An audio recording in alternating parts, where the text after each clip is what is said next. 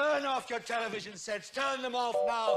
Turn them off right now. Turn them off and leave them off. Turn them off right in the middle of the sentence I'm speaking to you now. Turn them off.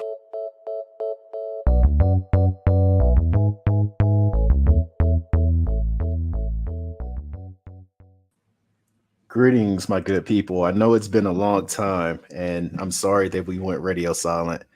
D is currently in Auburn trying to help them pick a starting quarterback. Courtney is scouring the globe searching for Ewan McGregor. So it's just me here. I had to bring in some friends. Friends of the pod, you've seen them before, you've heard them before, but just in case, let's introduce them. I'll start with Joe. Joe, how's it going? Hey, it's good to be back. It's been a while since I've been on anything, but also that's like personal stuff that I've been going through lately. So it feels good to be in a good creative spot again and to have y'all have me back. Yeah, anytime we can have Joe Hova, his just knowledge and expertise on the pod is always a good time. Also, you've heard this man wax poetic about the glory days of Panther lore. Our man Charles. Chuck, how's it going? Hey, his Baker Mayfield season was good, everybody. I'm glad to be on here. I pop up every now and then. As you were talking about Joe, I was like, I feel like the phrase that came to mind was his infinite ratchet wisdom. I feel like that's a good summary of what Joe always brings to the table. You know what Chuck Chuck was doing for Baker Mayfield? He was doing what Jimmy was doing in the first episode, trying to get the calls. He's every clip he was watching. But yeah, I'm glad to have these two fellas on the pod because we are all Better Call Saul truthers. Like we are the ones that decided to see it through, and I think we were rewarded in the end. So we're here to talk about that entire journey. Most of this podcast will be focused on the finale of Better Call Saul, but we want to talk a little bit about the journey getting there. So step back in time with me, fellas. It's Felina is airing, and then we get that article that pops up. I think it was Hollywood Reporter, if I'm not mistaken, and it says that Vince Gilligan has announced a spinoff prequel starring Saul Goodman. What were your initial thoughts? Because I'm gonna tell you mine, and man, did my foot end up being in my mouth. But yeah, Joe, what were your initial thoughts when you heard that Saul Goodman would get his own spinoff? I'm not big on like spinoffs and sequels and stuff like that. Like I feel like that's your story. You have this much time to tell it. Let it be done. But for some reason, I don't know why it just ended up like he was such a charismatic character, even though he was only like here and there, maybe 2 minutes in an episode here and there. But for some reason, I did want to learn more about Saul, and so seeing that, I was kind of like, okay, if it's on, I'll catch it. Mm-hmm. Chuck, what about you?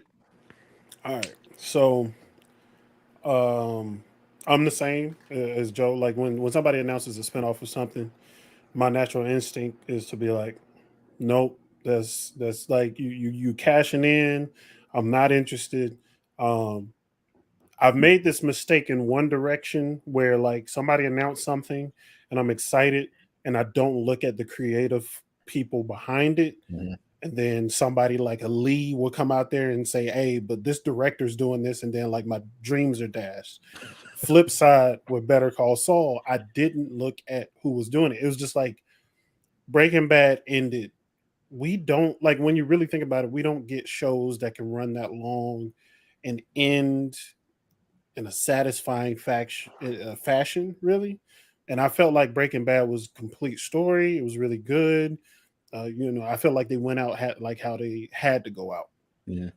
And when the Better Call Saul thing happened, I was like, man, I know that this show is super successful, so it makes sense that they want to cash in and do something else. Cool. Saul, when I saw it was Saul, I was like, it's probably going to be funny. I thought it was going to be a comedy. Mm-hmm. That's like legit what I thought. I was like, this is going to be a comedy. I'm not interested. like hardcore. Like if somebody tell me it's cool, I'll check it out. But yeah, I'll stop there. That's where I was at when they announced it. I wrote it off completely. So yeah, there's this thing that circulates through, like, I guess TV, the TV sector of social media, where there will be like a very minor character and someone will be like, this person deserves their own show. Like we did it with Insecure. Man, I forgot that character's name. People were like, oh, Kelly. People were like, Kelly deserves her own show. She does not. And I initially thought that was Saul. I thought Saul occupied this very small space that was like comedic relief. Because they did an interesting thing when Hank Schrader, where they like moved him into like the space, and you're like, oh, this is actually a very competent guy. He's great at his job. So Saul occupied that space where he was just comedic relief. And I think for me, I didn't think there was enough depth there for this character. I didn't think there was enough like meat on the bone here for this character. But man, was I wrong, because they. And like you said, I should have trusted the team. I should have saw that Vince Gilligan was heading this, and he also brought in Peter Gould, who joined Breaking Bad around like season 3, which is like the peak season. So I should have known better. But yeah, I'm glad I took this journey, which kind of leads into the next question. Let's talk a bit about like how you actually watched the show, because I think that kind of shaped like my opinion of the show, how I viewed it. So for context, I watched season 1 in its entirety. I reached season 2, and I hit kind of like the middle of the season, and I stopped watching. And then I kind of went to like the Netflix binging model. And I think it helped to have those episodes back to back to back to watch them, because when we hit the Sandpiper case, things kind of slowed down, but at the same time, we were getting that slow build of like the level of Jimmy's deception through that Sandpiper case. So I want to extend this question to y'all. Like, how did you watch the show? Were you watching it in like real time throughout, or did you kind of like stop and then restart it? Yeah, so I was living in Augusta when it first started. I think it's 2015 is when it came on the air. And I remember watching specifically like the first first 2-3 episodes or something like that. I remember this like sitting there watching it and being like, oh, okay, this is kind of cool. But then I fell off of it because it wasn't Breaking Bad. It was just like, oh, and it builds very slow, just like the first season of Breaking Bad builds very slowly. And so I remember it was probably a few years later, I was doing like a Breaking Bad rewatch, and I got to the end of it, and I was like, all right, well, Better Call Saul's on Netflix. I'll just go ahead and start running this because I'm not ready to leave this universe yet.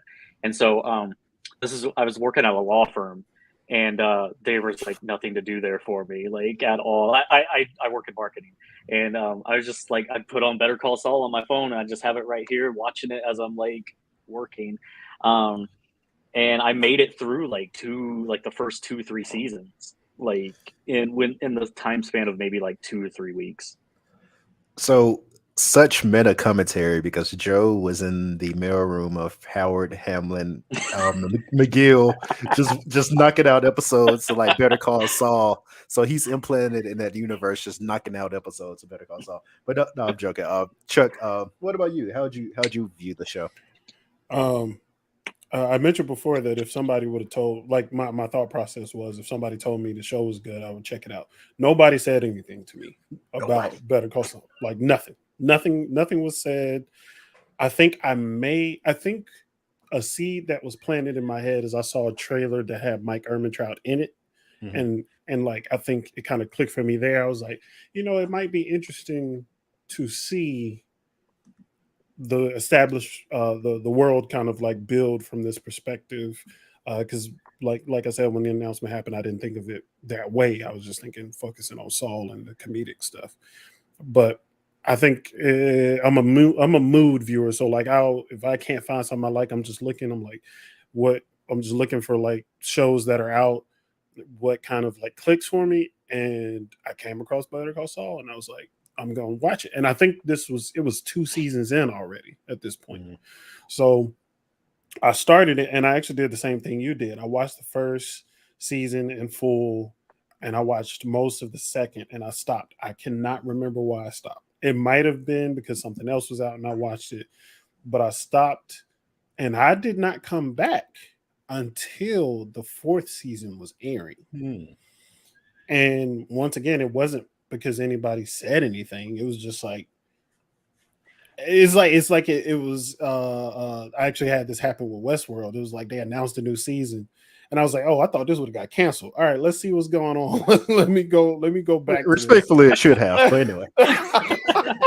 Hey, that's another episode for another day. Yeah. But so I was like, let me go back to this. Like I was caught up on everything that I wanted to watch. So I was like, let me just load this up. This is something that'll get me through the day. Let me watch this. And wherever I picked it back up, I was like, that's when it started to click. So I binged through that. I binged through the third season. By the time I was done, the fourth season, all of the fourth season was out. And I watched all of the fourth season. I took my time with it because I knew I was gonna have to wait for a minute. But actually, it might have been the fifth because it's 6 seasons total, right? Or is it 5 seasons total? 6. It's 6. I think the fifth might have been the one that's airing, and I caught up from the third, fourth, and then to the fifth. And the only one that I waited week to week to watch was the final season. Because I couldn't wait. Like I wanted, for most shows, I want to wait for a few episodes to be out or for the whole season. But I waited until part 1 was done. I watched all of part 1, and then new episodes when they was coming out, I was on it. I couldn't wait anymore, and I didn't want it to be spoiled for me either. So yeah. So we kind of sort of touched on this a bit, but I want to know, like, when was your aha moment? The moment where you were like, okay, this isn't simply a Breaking Bad prequel. Like, this is its own show, and I get it now. I'll tell you mine. So, like I said, I started back as season 4 was airing. I went back and started picked up where I left off on season 2, and I ran through season 3. So, by the way, one of my favorite words, also one of my favorite Better Call Saul episodes, season 3, episode 5, chicanery. Like that episode, I was like, I get it. I am in. I am locked in. I get it now. And the thing is, like, looking back, everything was building towards that particular moment. Like we opened with, Jimmy McGill living in his brother's shadow, and basically like him just being so devoted to like taking this man down. Like it's wild. Like, but at the same time, what makes Jimmy such a compelling character. So that was the moment where I was like, okay, I get it now, and I'm locked in. What about you, Chuck?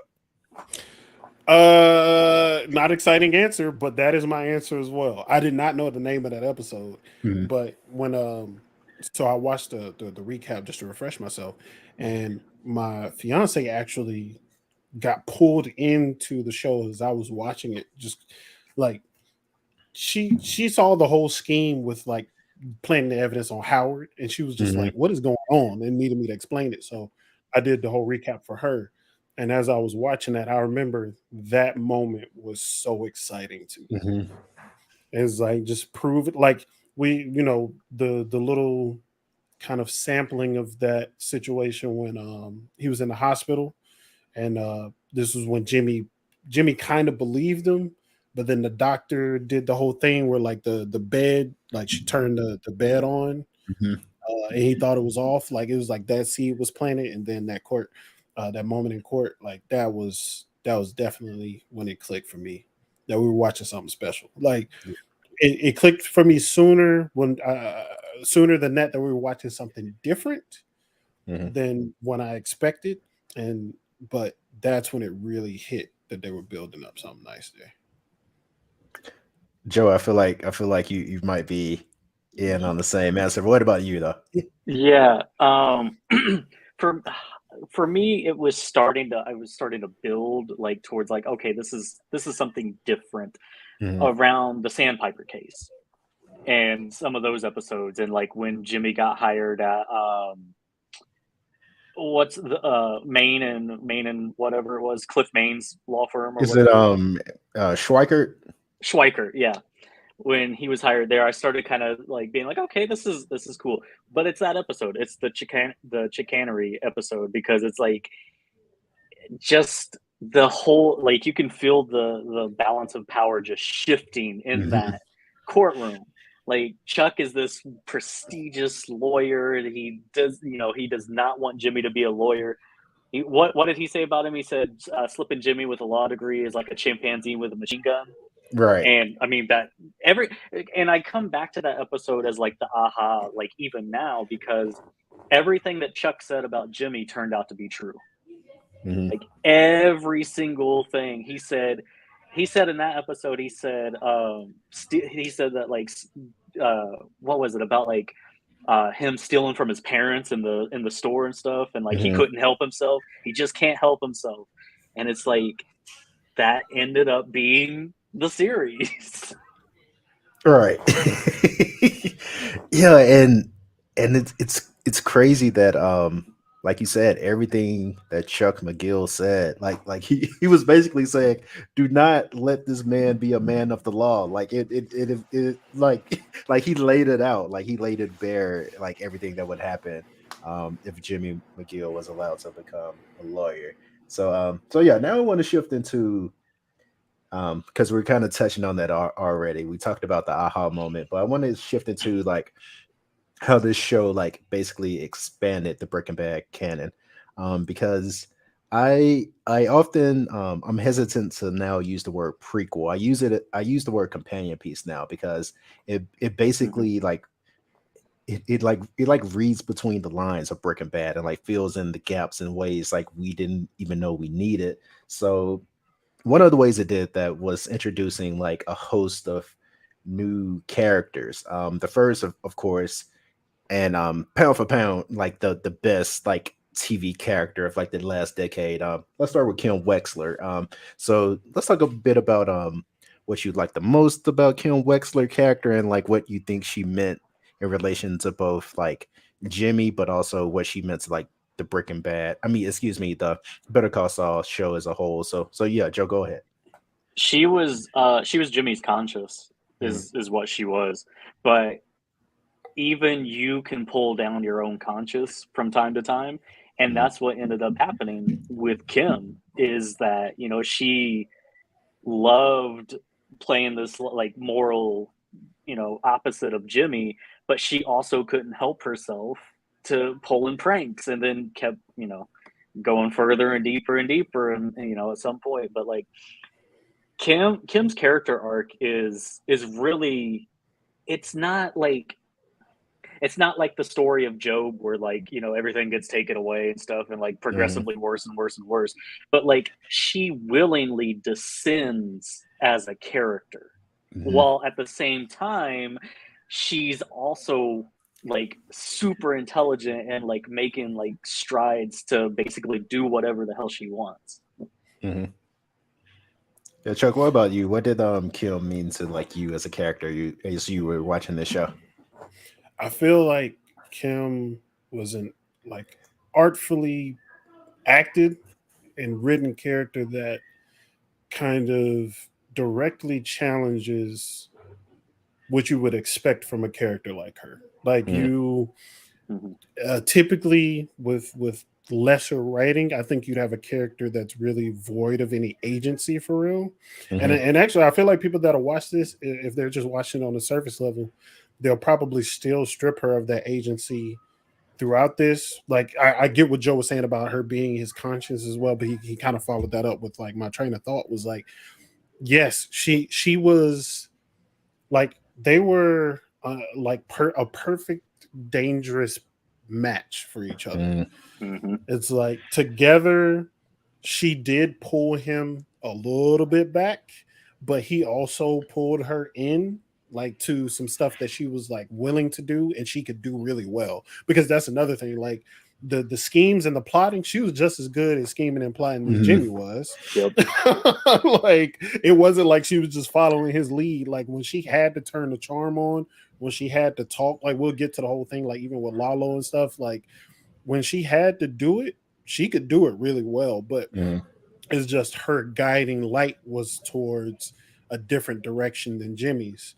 But it was hard for her to stay focused on that when her and Jimmy were working together. But I thought she was fantastic. I actually thought that it was going to be inevitable just because this is a companion piece to Breaking Bad. I thought that Kim was going to be killed at some point, and it's like through the last couple seasons, I was just waiting for that episode, waiting for that moment to happen. When Lalo walked in that apartment, I was like, this is I was it. like, This damn. is where it's going. I was like, I know it has to happen, but the fact that it didn't happen and we got the resolution that we did, I thought it made it a lot stronger, and it also made her character that much more impactful to see what she did, like during the Breaking Bad time and after that point, and how things kind of came full circle. But yeah, Kim bodied that. Because she didn't have to go to Belize. Exactly. Yeah, she she didn't have to call the vacuum man, but yeah, in my opinion, Kim Wexler is kind of like that. All right, you see like those T-shirts with, like Bugs and Lola Bunny, and like they're holding guns, and it's like she was the baddest, he was the realest. But no, I say that to say I like mirror your point, Chuck, about they were the perfect companion, because I think if there's one takeaway from the Breaking Bad universe is that we have these fish out of water characters that are kind of like the audience avatar, and it's like, what would you do if you were in these situations? How much would it take for you to essentially break bad? And I think we saw that like with Kim, and I think we saw like basically power corrupts, and like just being like this toxic mischievous person is kind of infectious, like it's kind of enjoyable, and I think we saw that with her. And not to jump too far ahead into the finale, but when Jimmy said like basically, you ran away, I didn't, like, because he saw like her potential, and he saw like the life she ended up I mean, who wants to live life as a Florida State fan? So come on, like that's sad enough. So I think once he saw the life she was living, he was like, yeah, I'm the one that ran you away, because this isn't you as a person. So, but yeah, Kim Wexler, great character. Racy Horn, amazing actress. Like, give her all the roles, give her all the Emmys, give her all the Golden Globes. Just phenomenal. So let's move on to another one of my favorite characters, Nacho. It's funny that this really came from like a throwaway line, but I really like Nacho's character, because at his core is almost like in the way that The Wire does, like the soldiers that they put into the war, and you get to know them, and you're like, at his core, he's actually a really good guy, but he just got caught in a shitstorm. So yeah, just talk about Nacho a bit. Chuck, go ahead. Yeah, man. Nacho's story is tragic to me. I Mhm. feel like it's the most tragic.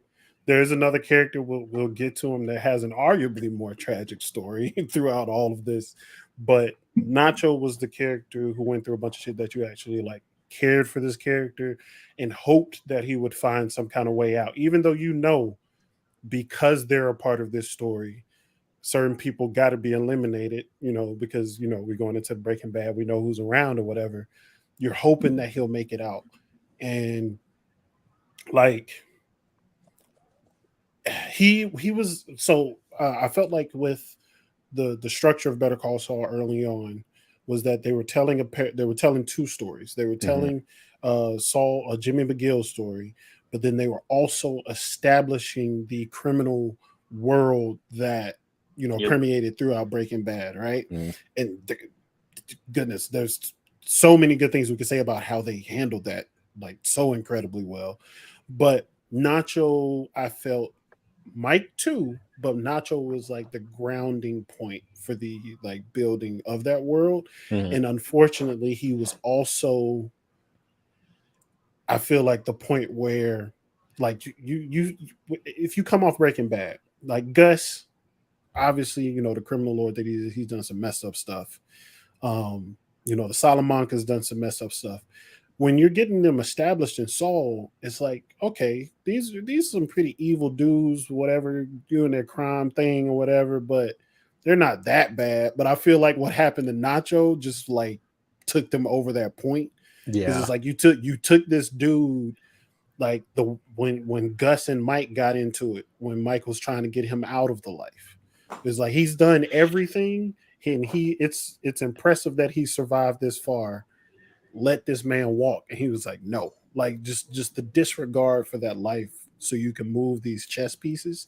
I feel like that pushed the Salamancas and Gus into like a higher tier of villainy for me, in a very personal way that you don't typically get in a show like or just any kind of crime shows. You're right. But yeah, but what he ended up doing, I know that y'all want to speak on that too. I really appreciate that the way that went down. I actually had to rewatch that moment a few times as it was building up to it.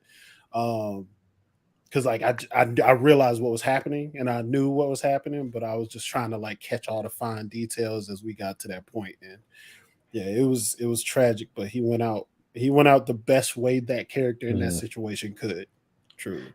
Yeah, to touch on that a bit, like it was really eerie watching that, because like typically, like you said, it takes me like a second watch to really like pick up on the context. But the moment that scene hit, I was like, every man in this scene is a dead man. They just don't know it yet. So the fact that Nacho was able to basically go out with dignity, like that was a powerful moment. Because everybody there in that scene thinks they've won in some way or another, especially Gustavo Fring. Like he does not know what's coming down the road for him. So the fact that Nacho was able to depart out of this, you know, criminal underworld on his own terms, no matter how tragic, like there's still something powerful for that. Because going back to what Nacho's father said, like, yeah, this path of revenge only ends in one way. And they have like 5-6 more years down this path, but they think it ends, like they think it's going to end well for them, but it doesn't. So the fact that Nacho was able to like say it stops here for me, and like I'm good, I'm done, like that was a really powerful moment. Yeah, with Nacho, the thing that stands out to me is that like he obviously got into this for, you know, the reason that most people get into it, for money, and to try to provide a better life maybe for himself and for his dad, so his dad doesn't have to work anymore. But the thing that I remember most about that episode, besides of like him going out on his own terms, is him talking to his dad the last time, and that like broke me right there at that moment, because I was just like, that's when I knew. I was like, this is what's happening. I was like, he is literally telling his dad goodbye. And it's like, how do you do that? Right. That to me, that was just something that like you can't comprehend. Yeah, and I will say, much to Chuck's point, like I also think a lesser show would have allowed something to happen to Nacho's father, which is just like, let's not even go down that path. So I'm glad that I'm glad that he was able to live on, and I'm also glad that he was able to kind of tell Mike about himself, because Mike needed to hear that. Yeah. So yeah, I really like that moment too. But let's move on to just the like if you moved like all villain sliders to 99, it would be this guy. like I'm talking like 05 Madden, like Mike Vick level villain, Lalo Salamanca. What's crazy about Lalo is he doesn't even show up until season 4. Exactly. It just wrecks shit when he gets there. He is a wrecking ball of a villain, and he's only here for maybe 2 seasons. Right. And he gets straight to the point every time.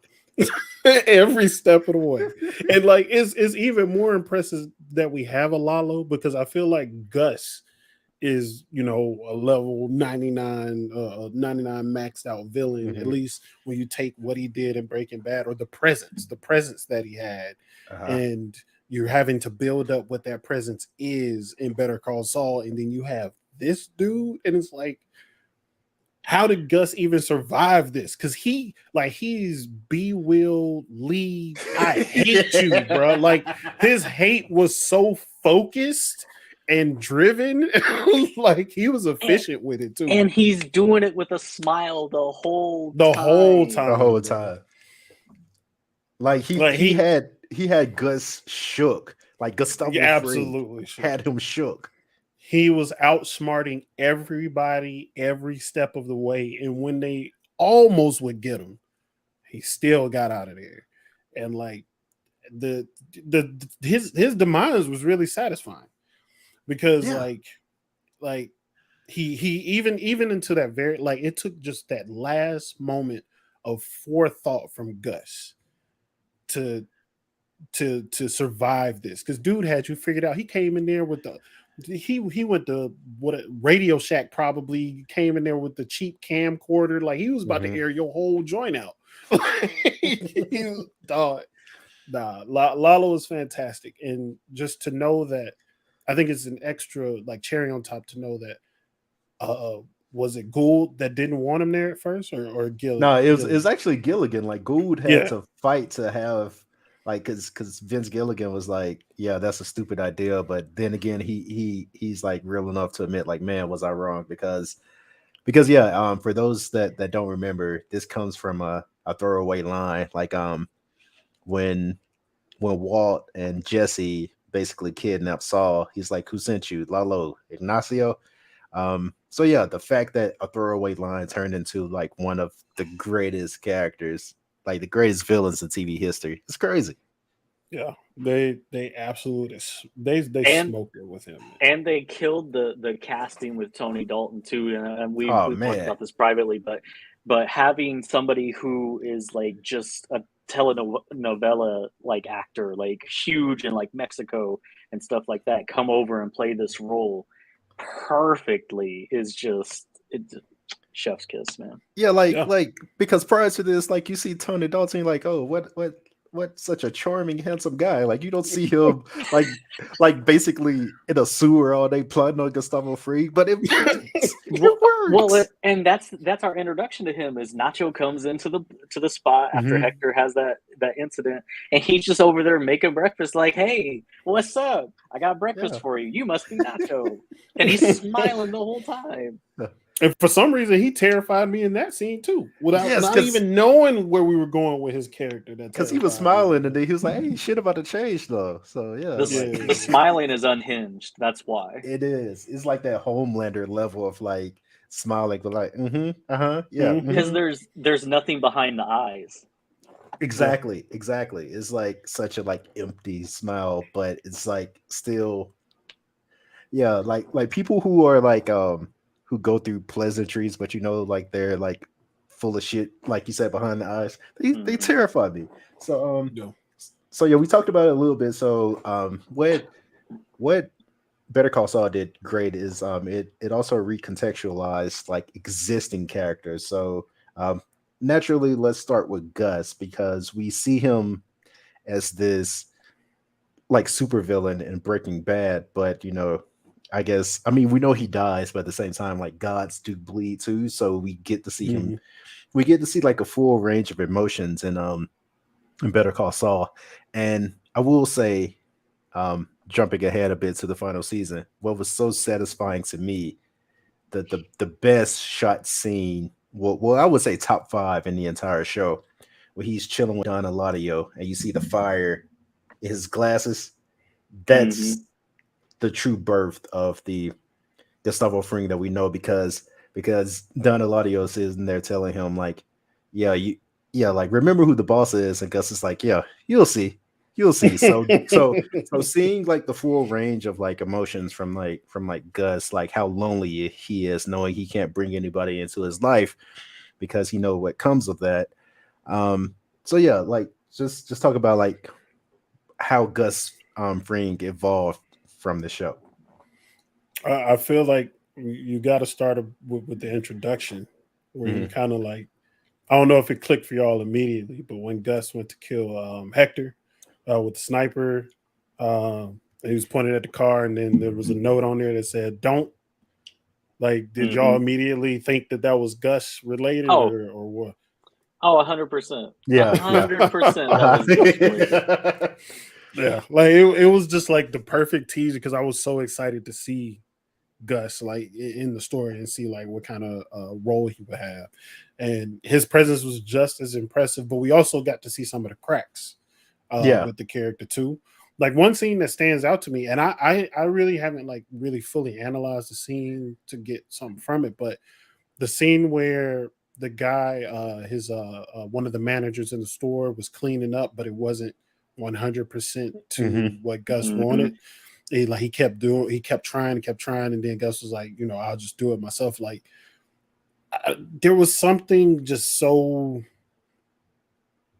like powerful about that, and also you see him show his emotion in a very different way, right? Like, just like he was pissed off, but it's not like he just comes out and starts yelling. Like, this is how he displayed it, and this how he kind of threw that onto someone else.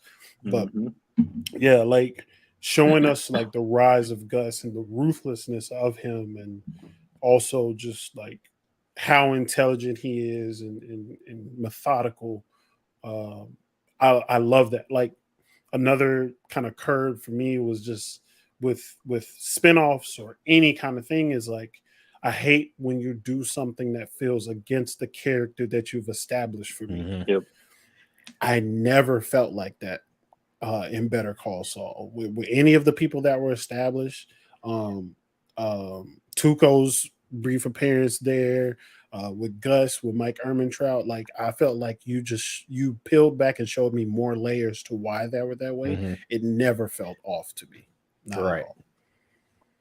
Yeah, and the one thing that stands out to me about Gus in this whole series is we already know how much he hates Hector. Like in Breaking Bad, he is just like hater of the year 4 times in a row, hatred of Hector. And we get to see why, because that flashback series of him killing Gus's partner or whatever. But we don't get to see the other elements of why he hates Hector and how trash of a human Hector really is before that. And I think, to me, like, that stands out to me the most, because it's like, yeah, he killed like his partner or whatever, but then it's like he still has to work with him every single day and keep going through these motions of like, you killed my partner, and waiting 20-30 years for payback. Yeah, the greatest level of hate is like you said, waiting decades and not killing a guy, just making him sick enough to where he will have to live in assisted living. He's trapped in his own body, bro. Hate. and he visited him all the time. like, because the whole time Hector Salamanca is trying to tell y'all, like, hey, Gus did this, but he can't. He's just sitting there ringing the doorbell, and people's like, he's hungry. Get him some Jello. Yeah. But yeah, you brought up Mike, and I want to talk about Mike a bit, because I do think, as much as possible, like, you see Mike try to be. It's weird, like, within like this very twisted game, you see Mike attempt to be like the moral compass. Like, hey, there are still like rules of engagement in this. Like, there are still like things you can and can't do in this game, and you see him try to be that. But at the same time, as the show progresses, you see him kind of lose grip of that. And I think he almost like a cop uniform, he kind of puts on like this protector role. And I think that's why I called out that scene with Nacho's father, where he's just like, yeah, you think you're doing this thing, but you're still in the game. You're not who you think you are. So talk about the layers that were added to Mike in this show.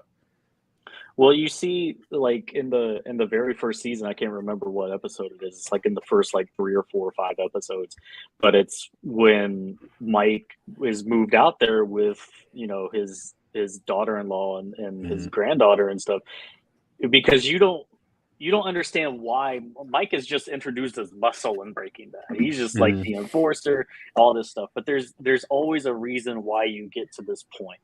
And for Mike, of course, it was about providing for Kaylee.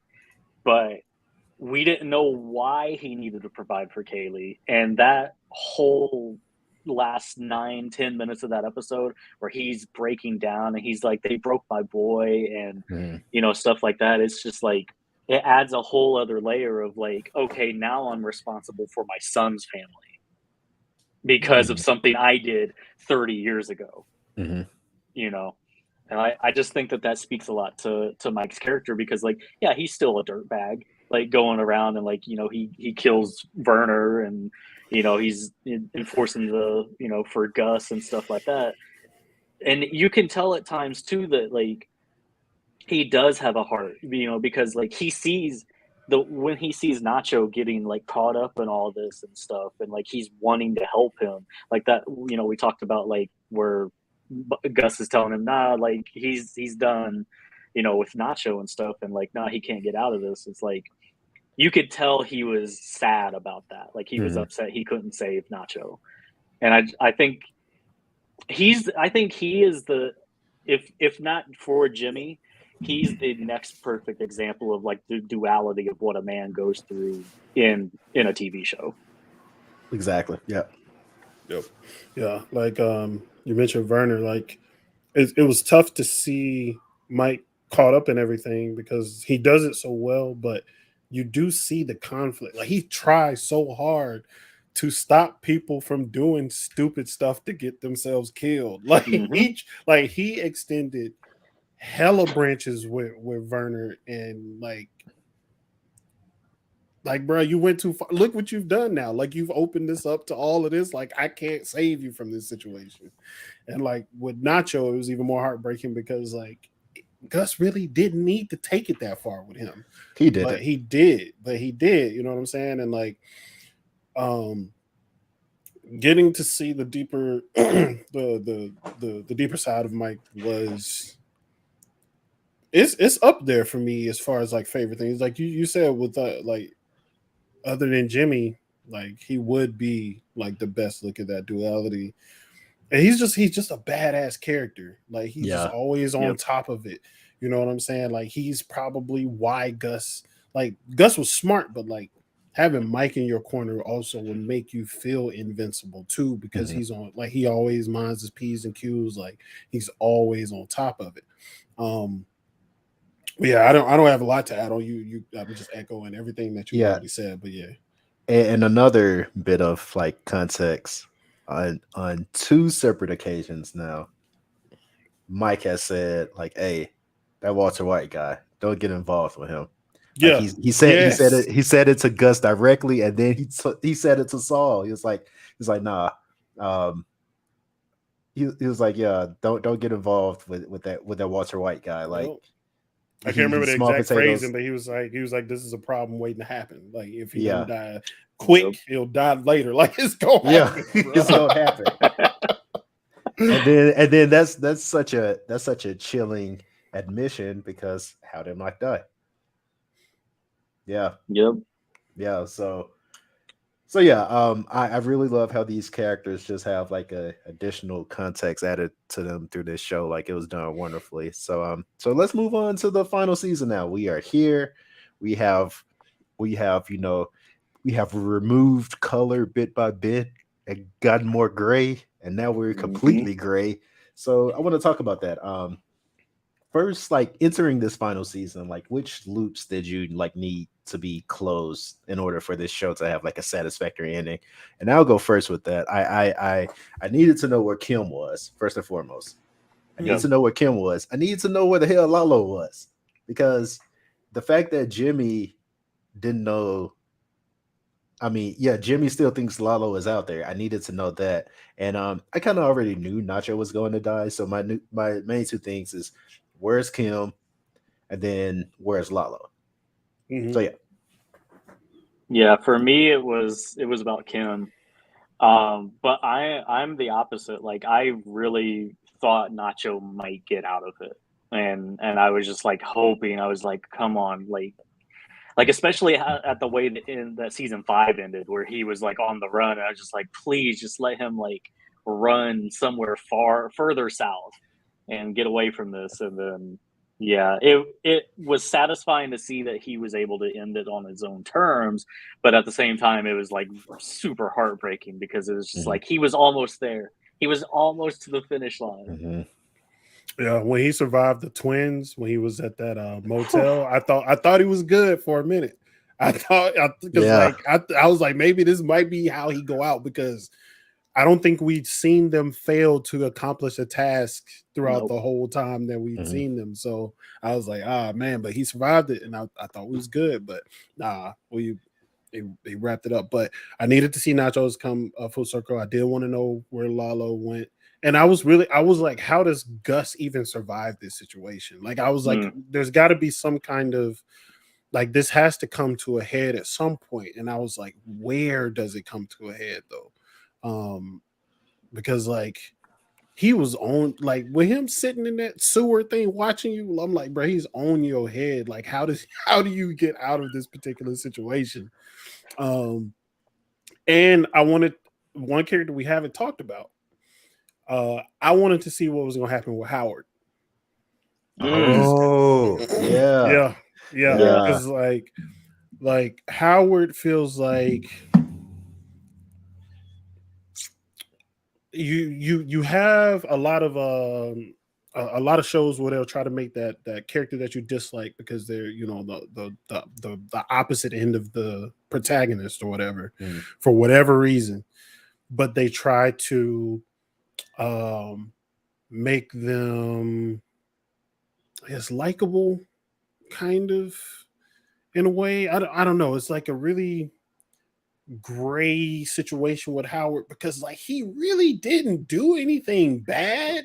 Because I was just about to say, if I could interject, I was just about to say, do you realize they pulled the Hank Schrader trick on us again and we fell for it? Because like you said, Howard, like, sure, he was cocky and a bit of an asshole, but he was good at his job. Like, at his core, he was a great lawyer, seemed like a good guy. He did nothing wrong, but they made us dislike him.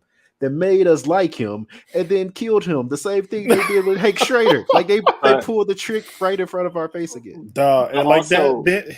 Oh, go ahead. I was just gonna say that how the reason, like, I think after season 3 especially ends, is that Howard is the ghost of Chuck.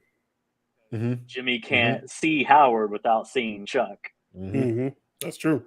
And like, it didn't really click to me that I cared for Howard until he came into their apartment and had that breakdown. I was like, damn, because y'all really, Howard ain't do shit to y'all, bro. Like, y'all done put this man through everything, dog.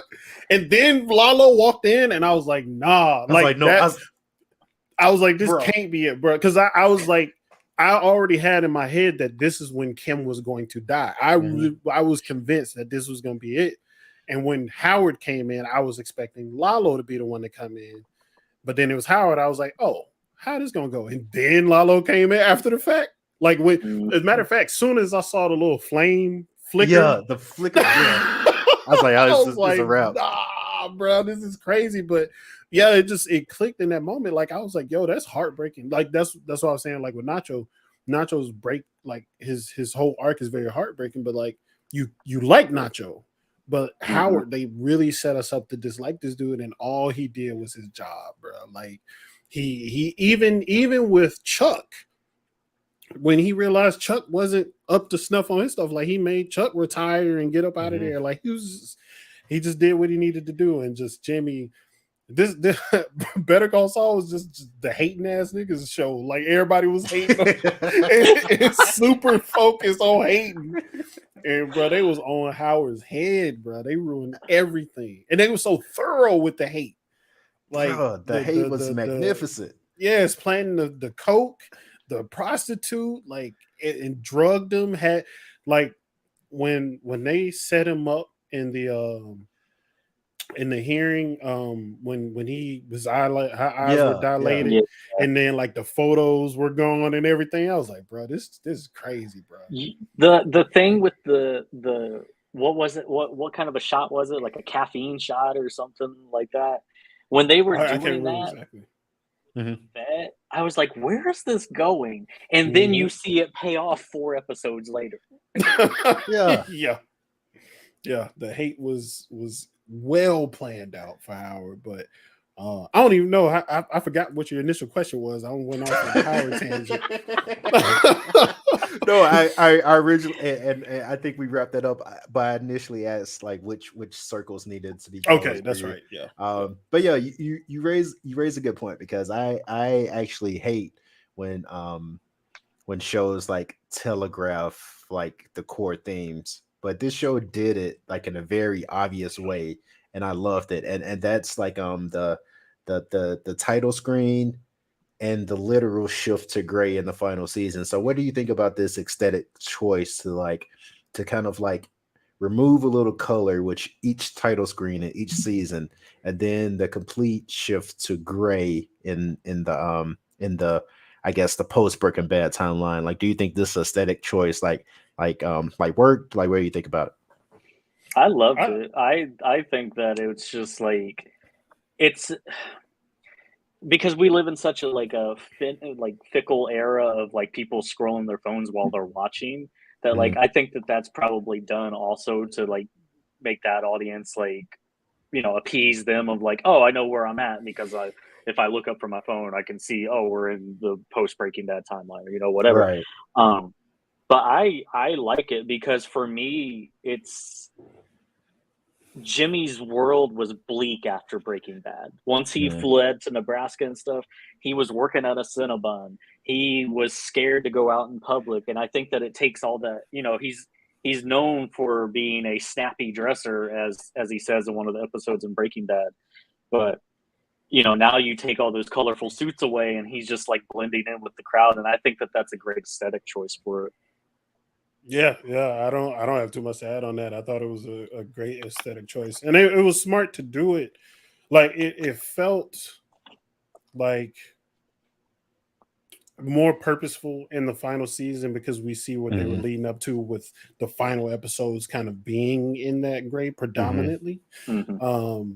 It felt kind of like just a nice touch leading up to that point and seeing him, but I didn't realize how thoroughly they were going to explore that time period until the last season. I thought it was just going to be like they're going to sprinkle in a little bit here of what he's doing there. I did not expect us to get him kind of reverting back to classic Saul, doing a little heist or whatever. I didn't think it was going to go that far into it, which plays into why, and Ron, we talked about this before, like at first I was like, this is a spinoff, but then you see all this stuff and it's like, nah, this is a companion. This is a very thorough companion to Breaking Bad, because it's like it's tying up everything before and after the fact. So yeah, I thought it was a good choice. It like I don't love it, it always happens. Like we got 4 like color designs in there. You have like the present time in America. Unfortunately, they did the typical in Mexico, orange, yellow, the sepia. Yeah. Like why I hate that they do that. And then like I didn't even filter. Yeah, and I didn't even catch it on the until the rewatch, but they had a different color or something when Lalo went to Europe or went to Germany to find old buddy. Like it was a different color there too. That might have been just a matter of like different cameras filming in different places or whatever. I don't know, but it was like a significant difference. But I do like the choice to go with the black and white there. Yeah, it's funny. I saw like a meme earlier, like when you go to Mexico and realize it's not orange. But yeah, but yeah, let's hop into the actual finale now. So going into this episode, like given everything we saw, like the death of Howard Hamlin, the death of Lalo Salamanca, the literal transition of Jimmy into like full on Saul Goodman. He puts on the multicolored suit and he becomes Saul Goodman and doesn't look back. So going into this, like where did you think like the actual finale episode was going? Like what were your expectations going into this episode? I I can't say that I had specific expectations of where it was going to end. Like the unorthodox nature of the 2 episodes before it really kind of cleared out any kind of expectations I had. Because like I thought way before that the black and white, scene was going to be just like one of the last scenes that we see Jimmy doing whatever he's doing, and then credits roll or whatever. Like I was thinking the like present time stuff, or not present time, but the main part that the Better Call Saul was told in, I thought that was going to be where the key thing happened. But when he did his the initial presentation of his speech, like his approach to his defense, when they were like arguing how much time to do, I don't know why. It's like he tricked me. Like I've been watching this whole show. Had me. Like he fooled me. And I told Sierra was watching too, and I was like, dang, that's crazy. I was like, this is gonna be the one time that he tells the truth. And what I thought was gonna happen was gonna be like nobody's gonna believe him. So he's just gonna end up doing the time. And I don't know why, but I took what he was saying as his truth. Like the first time he presented the story, I took that as, maybe he really did feel like he couldn't do nothing because of Walter White and all this. And like I bought it, bro. Like I got fooled. I got the one last showing of Saul fooled me. So it's like perfect full circle for the show. But I won't say what happened after that because I know we'll get into it. But that's kind of where I was going into the end. Well, and the reason too, like Jimmy was always good at tricking people, and like he had that thing in the very first like season. I can't remember how often he did it after that, but like when he was gearing up for a case, he'd go, "Showtime," and like you see him do it again in the very last episode. It's like he knows he's gonna pull a magic trick on people. Got me.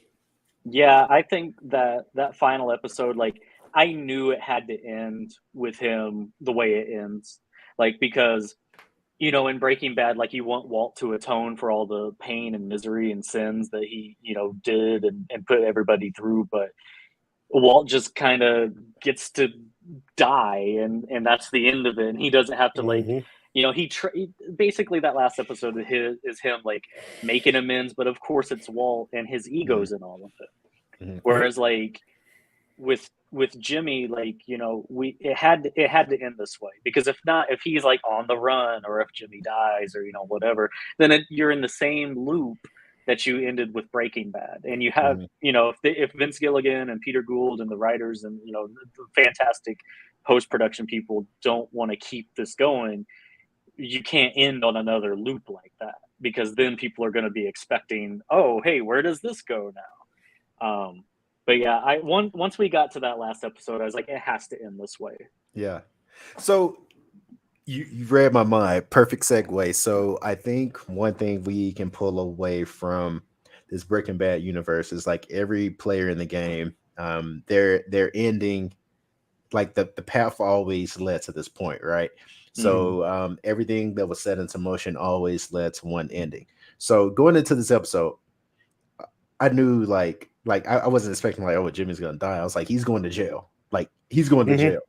But what's so impressive is like, it's like two things for me. The first, in the courtroom, he like you said, Joe, he was like, I have one more magic trick in me, so this is a win for me. And you saw it, he had them on the ropes. He was like, I want my ice cream. I'm knocking Rico charges down to like 7 years. Like he should really he should really be working for, he should really be working for Young Thug. But the crazy thing is, what I wasn't expecting is it's basically this bad guy acknowledging that he is a bad guy, acknowledging his sins, kind of sort of not even making an effort to atone for it, but recognizing that he ruined someone else's life and basically saying, how can I get you your life back?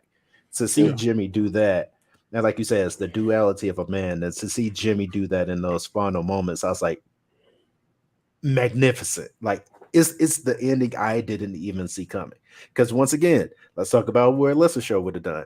Lester Show would have just had him behind bars, fade to black, Done. closing. Yes, we out. Yeah, but to see him basically his one final scheme is to basically give Kim Wexler her life back. Magnificent. Mhm. Magnificent. Because let's remember, if he doesn't find out that Kim confessed about the Howard Hamlin stuff, he goes through with that plea deal. Because he literally finds out as they're like closing it out, and he's like, oh, wait a minute. Yep.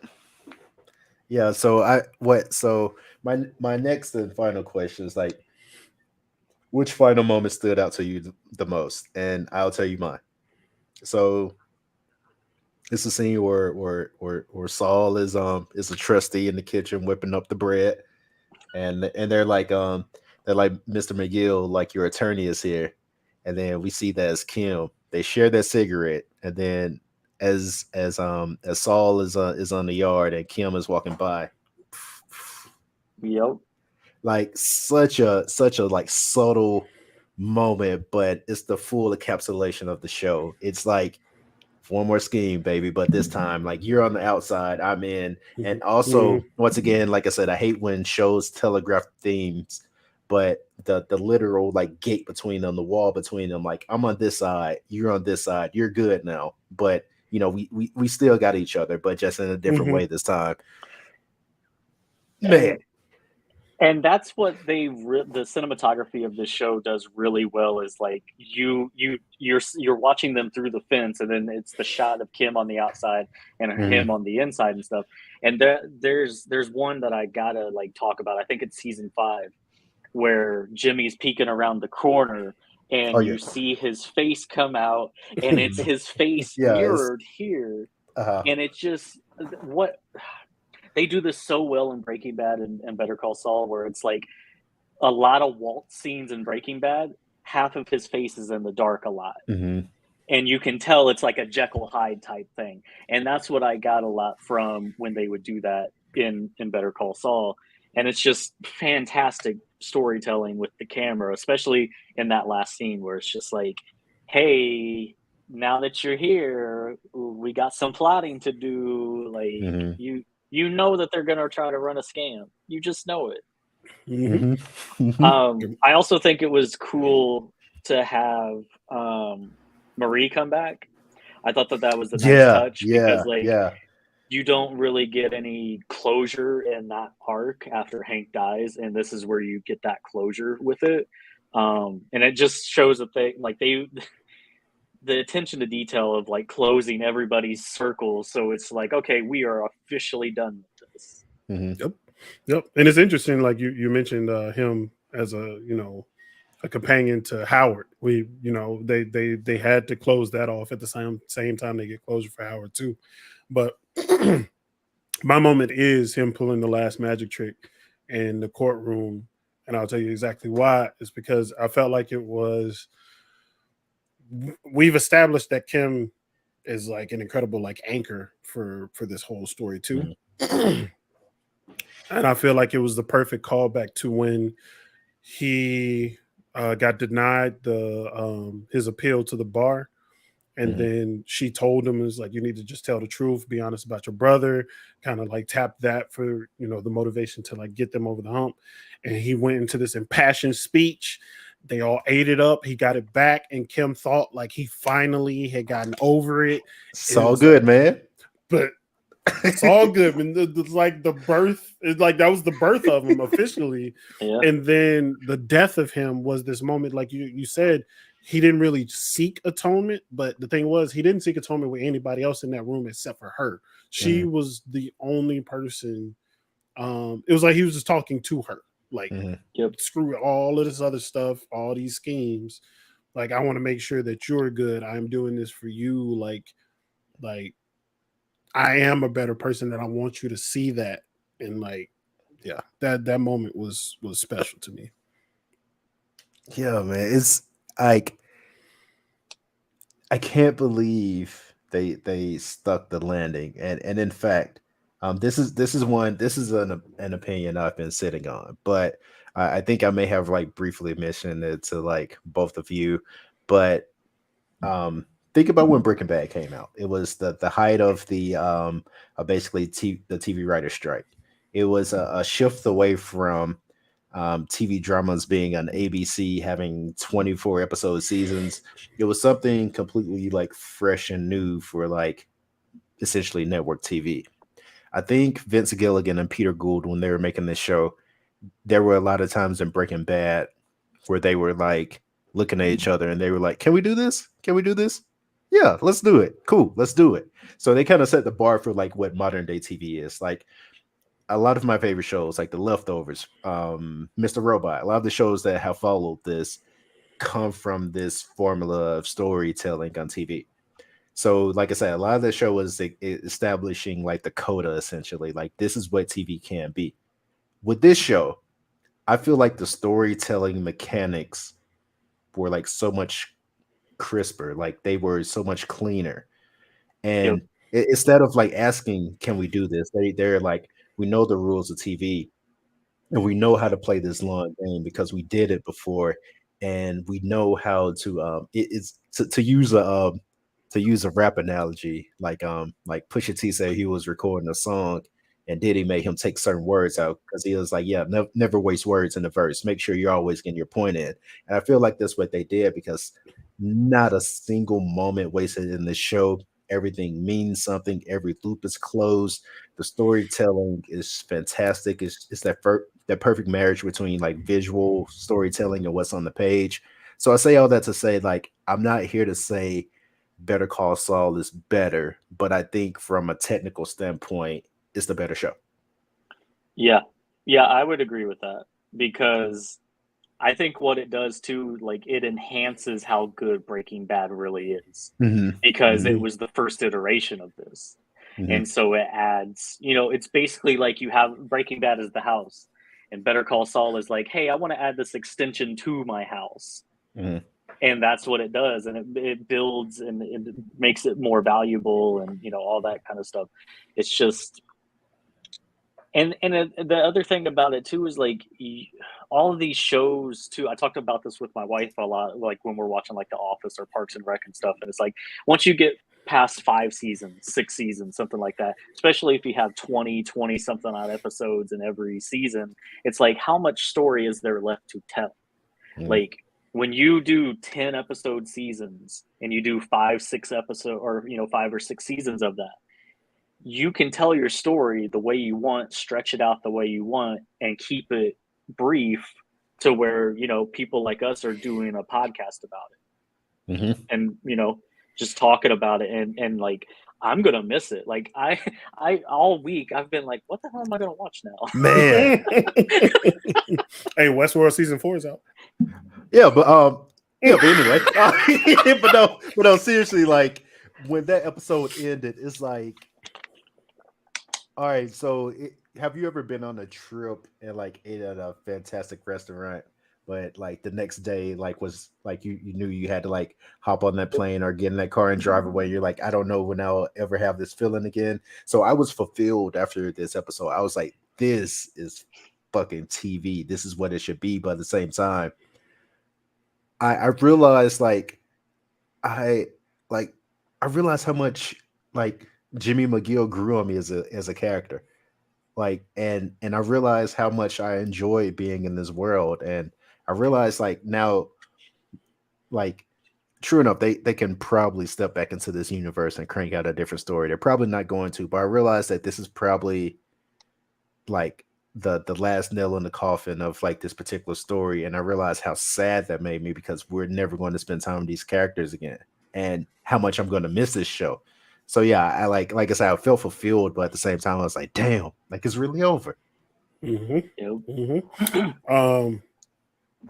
gonna take that house analogy and I'm gonna run a little wild with it real quick. But you said like, take the house and you build on to that house, but to go further into it, it's like you've built that house, and every mistake that you learned when you were building that house, you know better now, so you're building onto it. And just with Better Call Saul, they just built another house onto the house because like I don't think it's crazy to say that Better Call Saul is better. It definitely couldn't exist without Breaking Bad. Mhm. So I 100% get behind it. It's a companion piece.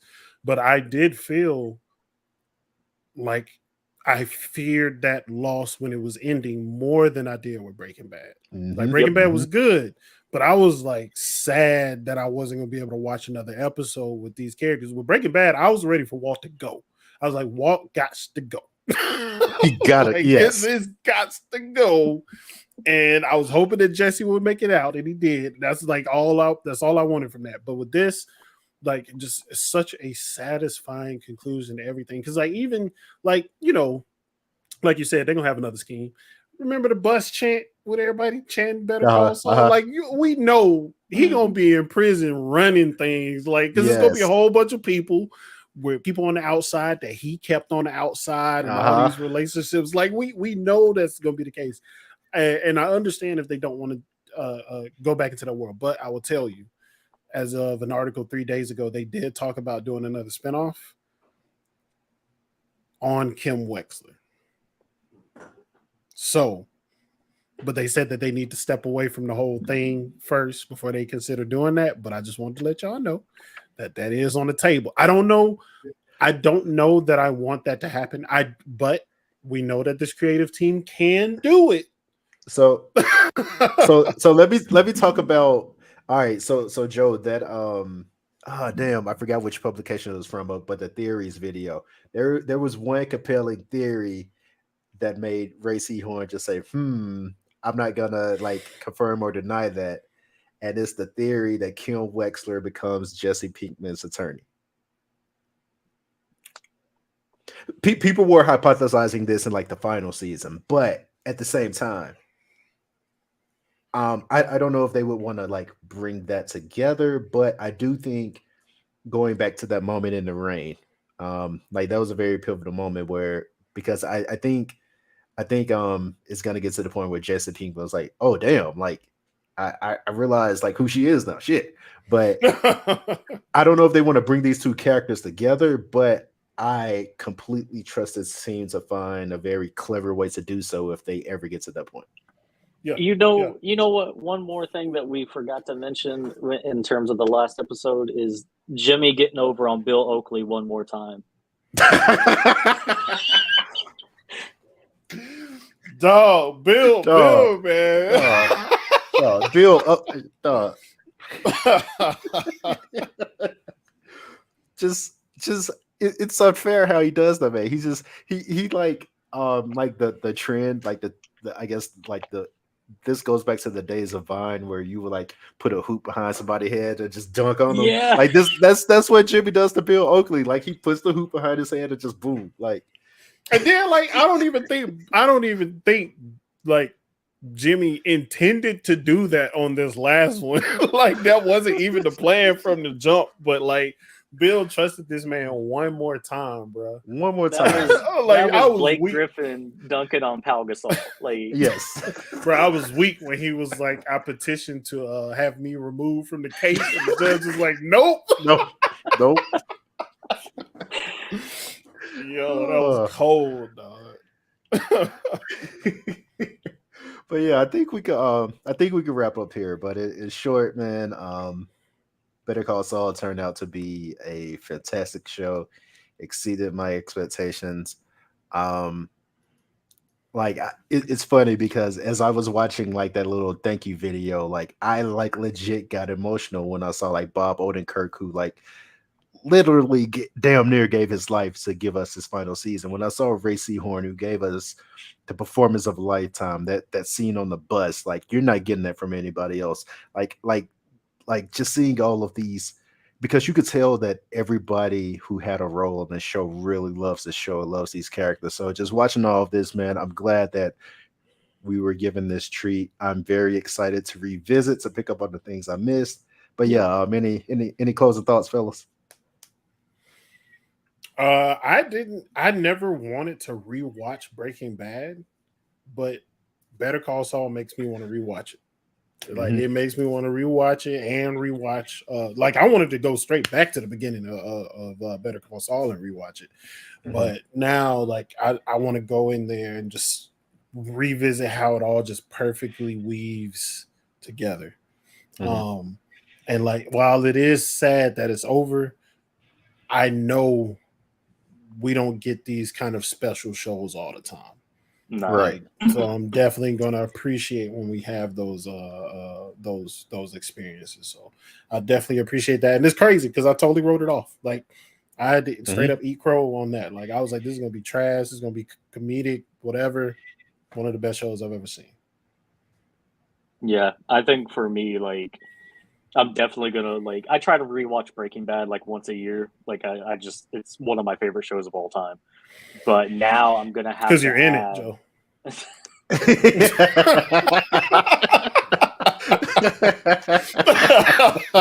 You ain't think we was gonna go through this whole thing and not get a Jesse Pinkman joke in there? Like it has been a long time since anybody's called me Jesse Pinkman, so I appreciate it.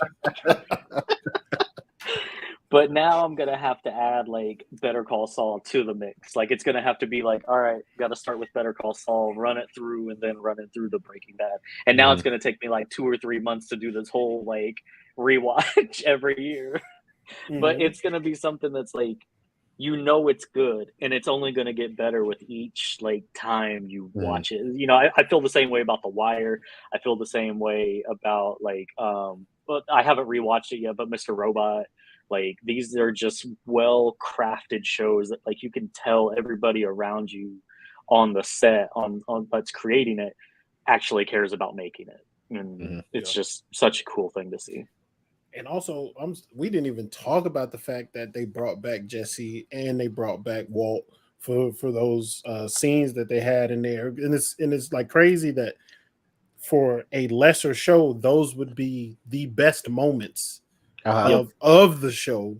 Those they were just like they were just right in line, tying into just all the good storytelling that was happening. So I'll tell you what, fellas, clear your schedule so we could come back and talk about the significance of the time machine. Oh my God, I can't believe we didn't mention that. Nope, didn't talk about that either.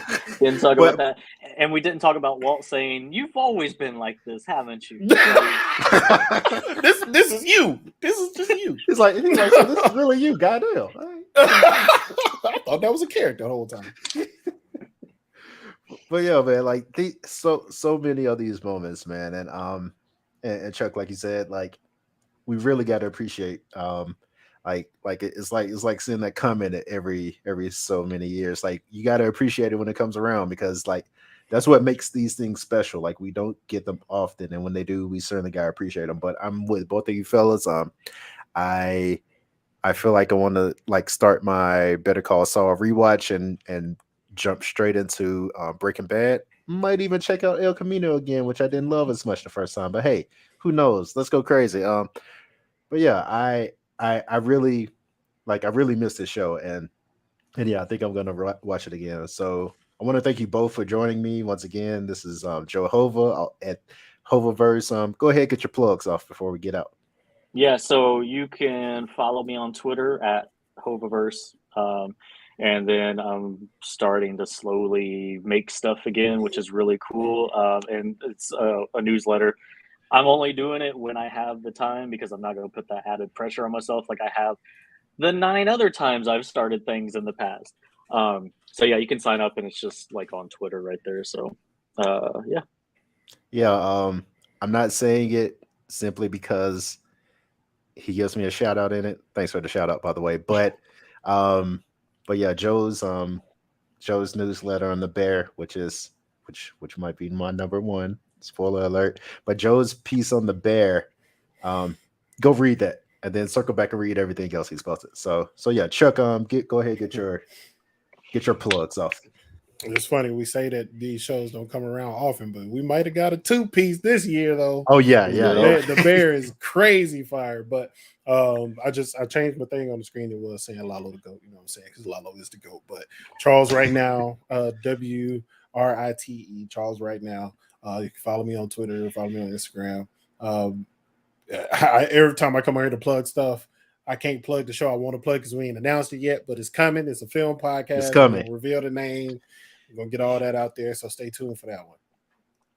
Yeah, I'm a part of that as well. So it's so hard for me to bite my tongue every single time I want to say something about it, but just know it's coming.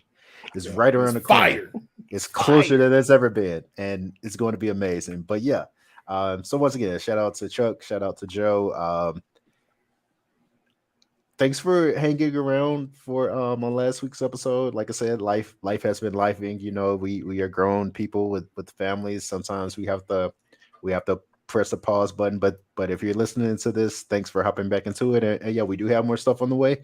So yeah, with that being said, until next time, peace.